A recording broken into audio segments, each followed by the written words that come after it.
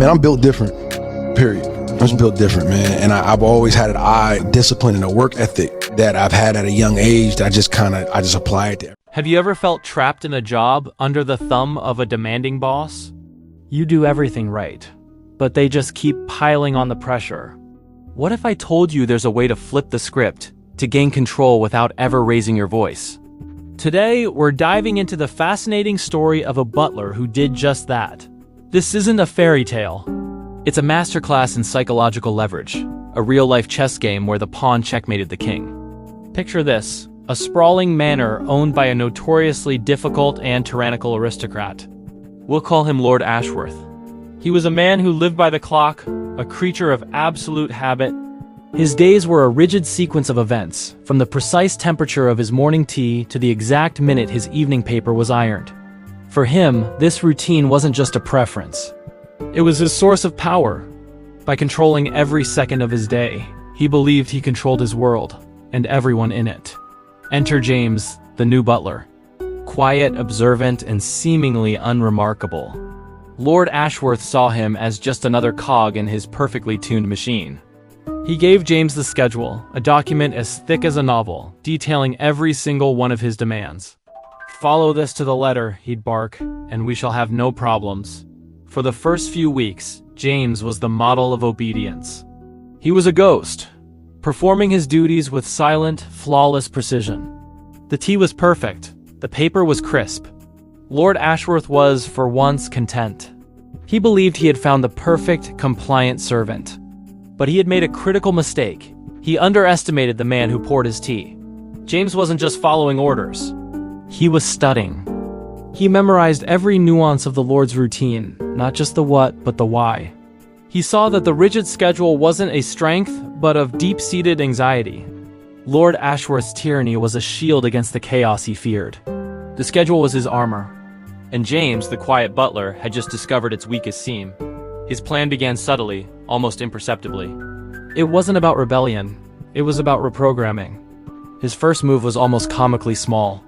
Lord Ashworth's morning tea was to be served at 7 a.m. precisely.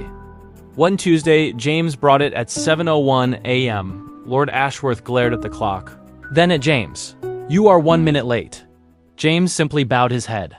"My sincerest apologies, my lord. The kettle took a moment longer to boil." "It will not happen again." He was so deferential, so apologetic, that the Lord, though annoyed, let it slide. The next day, the tea arrived at 7 a.m. sharp, and the day after. For a whole week, perfection.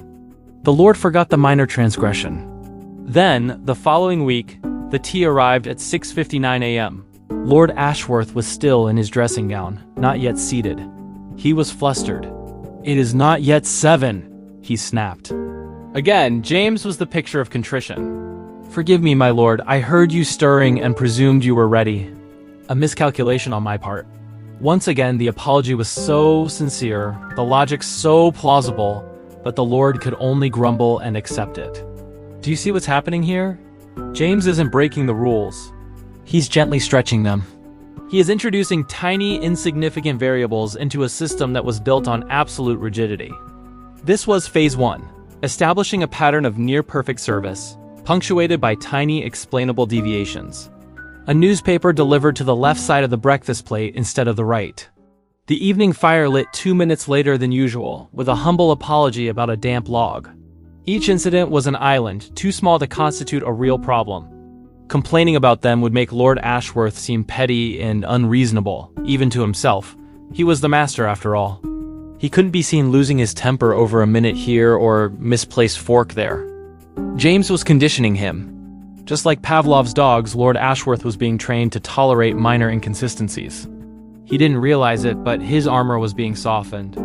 His sense of absolute control was being subtly eroded, not by a hammer blow, but by 1,000 tiny drops of water. The tyrant's greatest weapon, his rigid routine, was slowly being turned against him. Now for phase 2, once James had established this new, slightly more flexible baseline, he began to leverage it. He started to associate his minor mistakes with the Lord's own behavior. For instance, if Lord Ashworth had been particularly harsh or demanding the day before, the morning tea might arrive at 7:02 a.m. the next day. If he'd been civil, it would arrive at 7 a.m. on the dot. It was a subtle system of reward and punishment. Lord Ashworth wasn't consciously aware of this connection, of course, but his subconscious was learning. On the days the routine was flawless, he felt calm and control. On the days things were slightly off, he felt a flicker of that anxiety his routine was meant to suppress. Without realizing why, he began to subconsciously alter his own behavior to achieve the feeling of calm that came with a perfectly executed morning. He became slightly less demanding, a fraction more pleasant, in the hopes of ensuring his tea would arrive on time. James had effectively hacked his master's brain. He created a feedback loop where his master's good behavior was rewarded with the very sense of order he craved. The butler, the servant, was now subtly dictating the master's mood and conduct. He never had to say a word. He never had to complain. He simply controlled the inputs, the timing of the tea, the placement of the paper, and the Lord's mind did the rest. The power dynamic had completely inverted, all without a single overt act of defiance. The masterstroke, the final phase of James's plan, was a thing of beauty. After months of this conditioning, James had an important family matter to attend to. In the past, asking Lord Ashworth for a day off would have been unthinkable, an act of insubordination met with furious refusal. But James had prepared the ground. For the 2 weeks leading up to his request, he executed his duties with a level of precision that even Lord Ashworth hadn't seen before. Everything was perfect. The timing, the temperature, the placement. It was sublime. Lord Ashworth's anxiety melted away. He was living in a state of perfect, scheduled bliss. His world was in order, and he felt powerful and serene. On the final day of this 2-week period, at the end of a perfect day, James approached him. He didn't ask for a day off. He *informed him. I have arranged for my duties to be covered. The temporary staff is fully briefed on your schedule. I trust everything will be to your satisfaction upon my return the following day. Lord Ashworth was momentarily stunned. His instinct was to erupt, but he hesitated. His mind, now conditioned, made a rapid subconscious calculation. For 2 weeks, he had felt wonderful. This feeling was a direct result of James's perfect service. The thought of disrupting this, of angering the man responsible for his newfound serenity, was unsettling. The idea of an imperfectly boiled egg or a late newspaper suddenly seemed like a genuine threat.